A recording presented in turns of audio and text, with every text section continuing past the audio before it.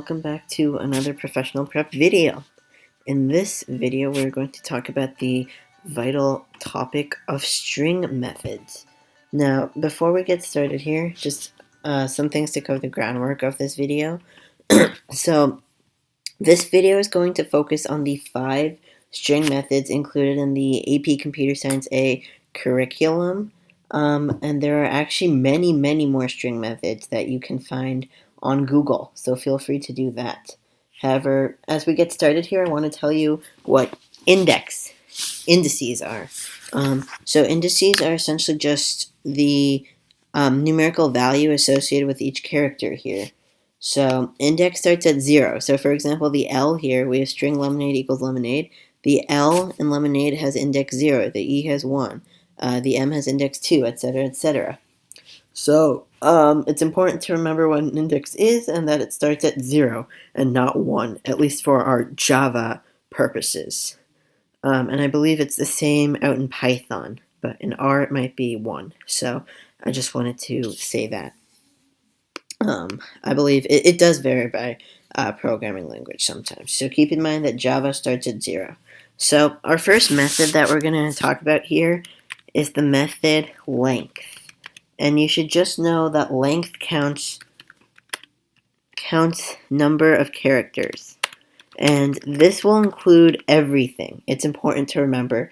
It includes everything, including spaces, semicolons, everything you put in there, it counts that.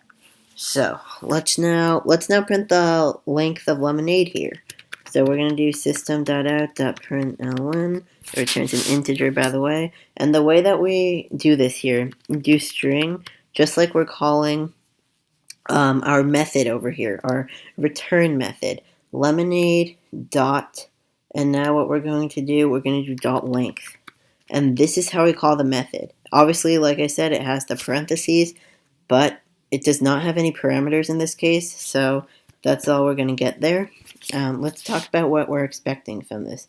1, 2, 3, 4, 5, 6, 7, 8. Looks like lemonade has 8 characters. Let's run this, and sure enough, we're going to get 8.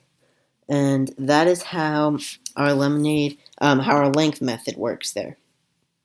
So I'm not going to comment that out. Leave that there for your reference, though. Our next method is going to be substring.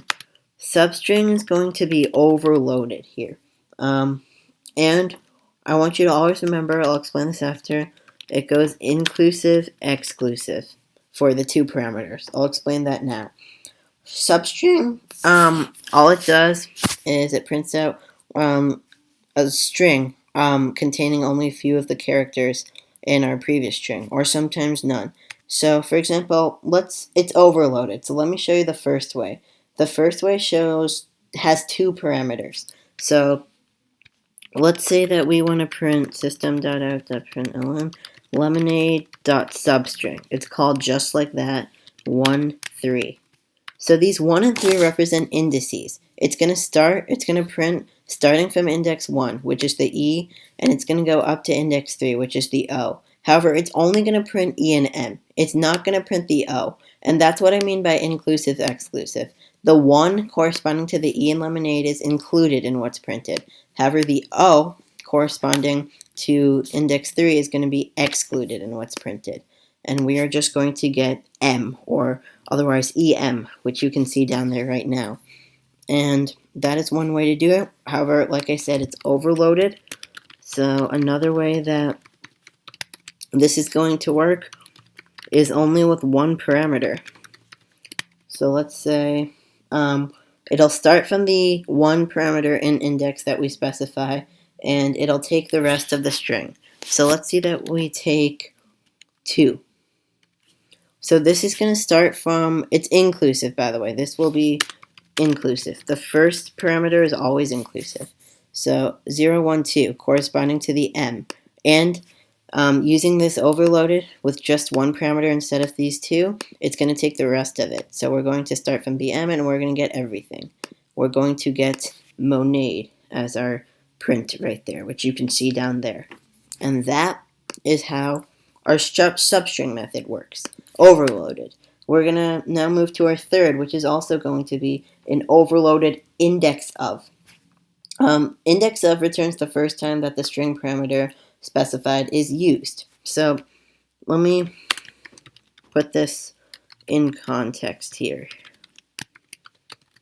Returns, I should say, first time a string is used. So it's going to be overloaded, which we have already seen with substring. And what I mean by that is, say we do lemonade dot index of, and this is our first way of doing it with just one parameter. Let's put an m. So this parameter is always going to be a string, and what it does is it'll return the index of the first time it finds m, which is going to, in this case, return 1, because it takes that first e, it says, oh, here's the e, here's the m, and it's going to return that first one of the e, which is going to be a 1 in this case. So let's see how that's used there. Sure enough, we see the 1. That's one way of using the index of method. It's sort of like a find function. It's very useful in programs. We'll see that as we start developing harder programs. And it's overloaded, of course. It does have a way to do it with 2 parameters. And the 2 parameters, it looks for the string parameter, just like here. It's going to look for it, but it's going to start from the index specified in the first parameter, which is an integer. So for example, say that we do lemonade.index of 2, and we start from e. So the way that that's going to work is we're going to look for an e. However, we're only going to start from the second index. So that second index is going to be this m right here. So it's now going to look for an e, and it's not going to see it until index 7 over here. So this is going to return a 7 for index 7. And it appears that I have done this wrong.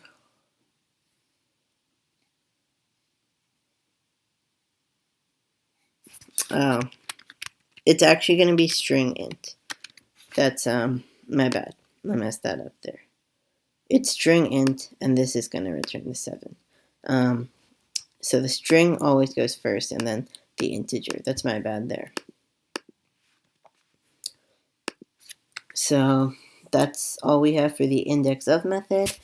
Oh, and by the way, when the string parameter does not exist in the string, the index of method is going to return -1.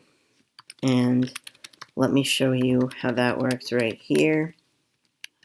There's no z in lemonade, so let's get it looking for z, which it's not going to find. And sure enough, it cannot find it, and it's going to put a -1 down there. That's how that works. Next, we have the equals method, which we already saw. Keep in mind that the equals method compares logical addresses, not physical. So there we go. We've already seen how this works. Let's put another string. String coffee, make it equal to lemonade. And this is going to return a Boolean, and sure enough, in this case, it's going to be true, since we did not, my bad. In this case, actually, this is really interesting. This brings up a really good point. We're actually going to get a true value here, even though these are primitive types, or they're not new objects. But we've already seen how the equals method works. Let's move into our last method here. And what this method is going to do is I'm going to change lemonade to memonade. And you'll see why I did that right here. Our last method is going to be the compare to method. And what compare to does is it shows the distance between unequal strings. And what I mean by that is, for example, we take the first character value in 2 strings. Say that we have 2 strings. One starts with A, another starts with C. those have a distance of 2. If the first 2 letters are equal, say that we have lemonade and lemon, then we move to the second and second character in each one. We have 2 E's, then we go to the third, etc., until we have unequal letters, and then we compare those. So a negative sign, by the way, indicates a lesser string. So for example, if we compared A with C, we would get -2. So I'm now going to show you what happens when we compare lemonade with coffee. So let's run that. We're comparing lemonade with memonade. In other words, we're comparing an L with an M. And sure enough, we get -1 because lemonade is a lesser string by 1. But say that we change this and we compare coffee with lemonade. So in other words, memonade with lemonade or M with L.